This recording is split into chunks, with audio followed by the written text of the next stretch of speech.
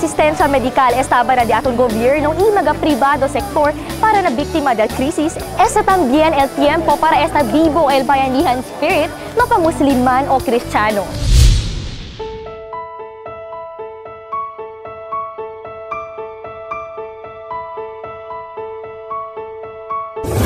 Aquellos mga vivientes na mga-afektaw barangay, kinuhay mas si cercanos familia aquí na syudad, yaginda na mga diferente evacuation centers, particularmente na Grandstand y 25 otro evacuation centers del syudad, como na mga publiko y privado eskwela. Según na Department of Social Welfare and Development o DSWD, ta-estima que más de 100,000 individualya el recientemente ya evacua, siendo el tensyon na syudad ya alcanza por cuantos días. Sueño, miedo, y hambre, el cosa ta experiencia el di aton mga evacuantes. No hay también cosa nada ya puede carga cuando ya evacua sila na di ila residensya por causa ng miedo del tiroteo. Sin dinero también para comprar di ila mga necesidades. Visible kayo na di ila magakara el dificultad y dolor que eleva esta sitwasyon. Mahirap talaga. Sobra sa init sa araw. Tapos sa mga bata, wala pa kami ganito parang namin. Sobra talaga kahirap. Tapos magpila kami ng pagkain. Yung mga anak ko nagkaubo na dito.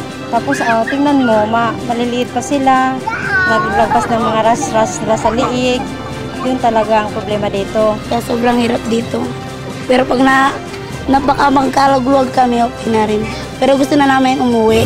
Bueno yun lang, kaya responde tayo el di atong gobyerno, mga privado sektor, y mga buen samaritano del syudad para asisti o extende ayuda con mga evacuantes por medio del relief assistance, el comida, agua, medicina, también mga ropa y otro pa. Pati aquellos mga familia que tavivilang na juta encontrada cada día y recibí ayuda desde NGOs. Y este pa que ella magayod di aton atensyon cuando estos mga samaritano directamente alcanza mga komida, agua y otro pa, que tamira sila necesita mga soldado ala na lugar del konflikto.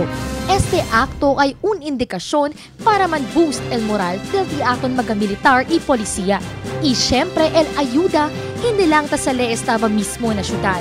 Mayoría na mga cercanos probinsya desde syudad, el taman ayudahan por medio de mga donasyon at serbisyo para na mga biktima. Ang focus ng volunteer ng Sakit Kapamilya sa Zamboanga is ang pagbibigay lang ng arroz caldo sa mga kabataan, sa mga evacuees, sa mga evacuated areas. Although apektado kami, natrabaho, tuloan sila. So, kasi lang siyempre kami manera para pwede rindi el serbisyo di amon ken akel mga nisisita mas apektado pa siya like mga evacuees. Sa deberasan lang si Kansao, kabar nas entrisol kinatangkuan but mas kalibya el feelings ke kapere to dale serbisyo mas kinuway in return. Siyempre mahirap talaga. Pinaghirapan namin to init, pawis, lahat. Pinagalitan ng mga evacuation, pinagtiisan namin lahat. Basta mapaunlad lang to. Pero okay naman yung mga supply. Kailang pa unti-unti, may paputol-putol. Siyempre, marami naman kami mga volunteers na tumutulong. Binibigay naman yung lahat ng gusto nila. Mediante magatiroteo y rebentada, napigura sila vivi normal. Aquí, pwede kita observa que todo mag-evacuantes naman diskarte. Sila mismo busca manera plantadi ila magakada equal tent. Kusina, labat, ilimpiadi ila pwesto para mantener el limpieza na lugar. Kusa gata aspira mag-afektaw ka pamilya di aton, aser ka este krisis kita enfrenta kita. Dito namin na itigil ang gera para sip-sip lang. Dito okay naman kami dito. Pero kailangan namin tigil na ang gera para wala na gulo. Gusto namin yung tahimik na, wala nang peaceful na, yung wala nang gulo. Wala naman kami bahay kasi wala na, sunog na. Mga gamit namin, wala kaming nadala kahit ano. Gusto namin magkaroon ng bahay kasi hindi namin kaya yung init. Nagkakasakit kami sa init, tapos sa umuulan, tapos may baby pa. Ganito, kalagayan namin. Mahirap pero kailangan tiisin. Pero okay naman yung mga pagdala sa amin, yung mga Yung mga pagkain namin, okay man. Huwag na sanang mag-gera, peaceful na sana. Pero el tristeza del magazang buanggenyos, ya cambia con alegría, tasinti sila que no hay kanila deja a mediante este crisis na syudad. No hay también puede aguantar el emosyon del mga familia del mga hostages, cuando ya manmirahan iya uni estos na Camp Batalya de Lunes pasao. Na puede kita habla que el crisis kita experiencia kita, hindi un pelea entre el mga Muslim y Kristiyano.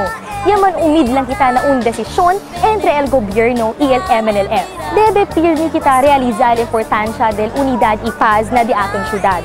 Para no hay más vida el cosa perde y no hay más destrozo el cosa sucedía también na di aton sociedad. Transformations occur in moments of crisis. And if there's one thing that we could hope for and hold on to now, era lang gayon. If we rebuild our city, it would be nothing but better. Ay levanta kita, Zamboanga. Para na de ustedes mga komento kamags, puede ser ustedes man post na facebook.com/magtv de aton este y puede también ustedes man follow ka naman na Twitter @magtvzambo. Para na mga episodio que quiere ustedes mirar, anda lang na youtube.com/magtv de aton este y también na iwanttv.com.ca. Hasta na siguiente domingo ulit mga kamags, este el de ustedes número 1 estasyon at ABS-CBN TV3. ESTL, Mag TV, di aton este. Tatak lokal, tatak regional.